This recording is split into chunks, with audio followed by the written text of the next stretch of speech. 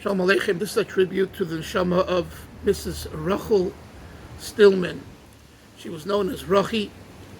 I met her in the late 70s and early 80s when I was in California on Shlichus as a bocher at the Yeshiva Al Chabad.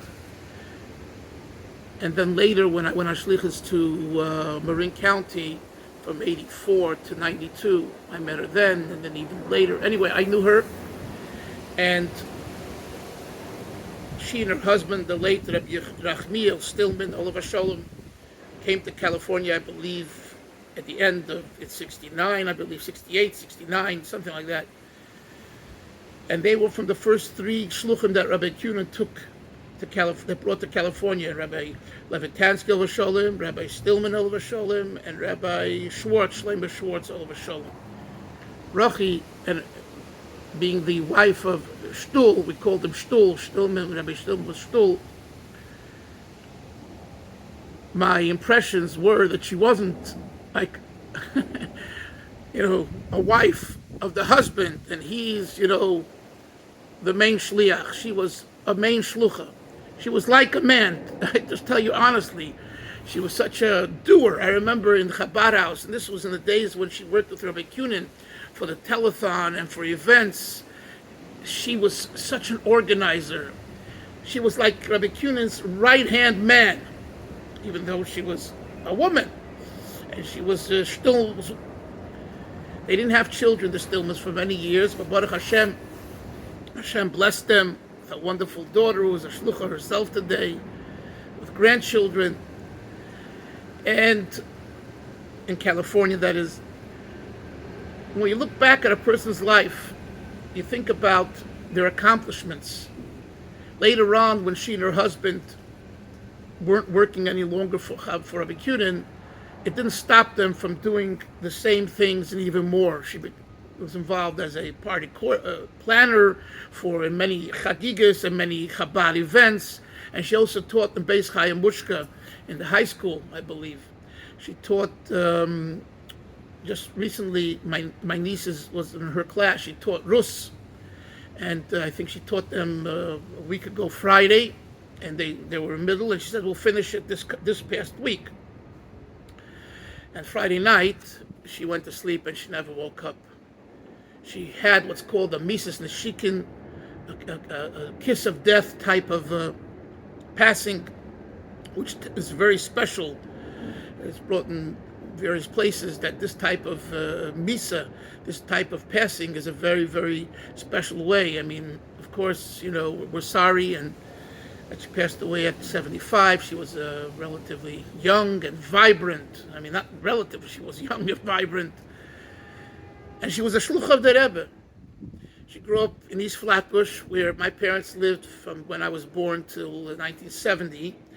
And my mother, Alav Sholem, and her mother, Rebbetzin Buket.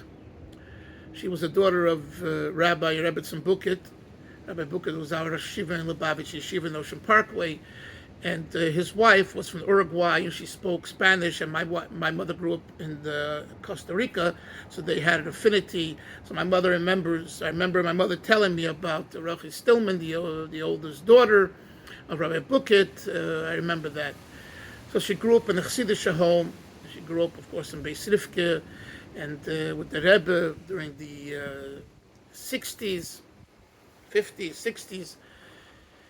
And she lived the dream of going on shlichus to UCLA, to Westwood, to the 60s and the 70s. Everyone knows the heydays of Westwood. I was there one time for a Shabbos, and Friday night coming back from shul, I couldn't move. It was full of people outside. It was like a hot spot,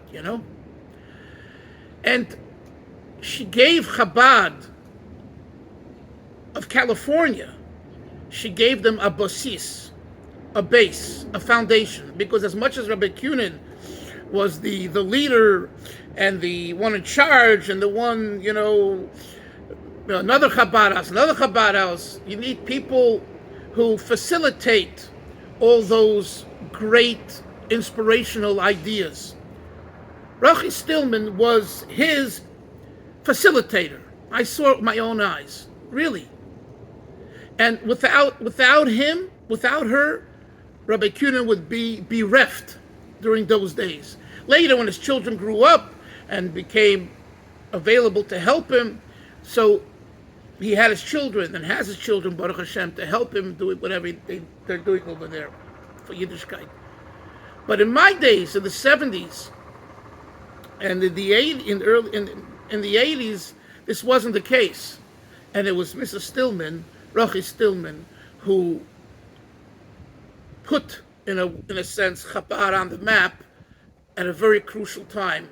Also, at that time, Rabbi Kunin was in great debt, and she had to, balance many, many issues.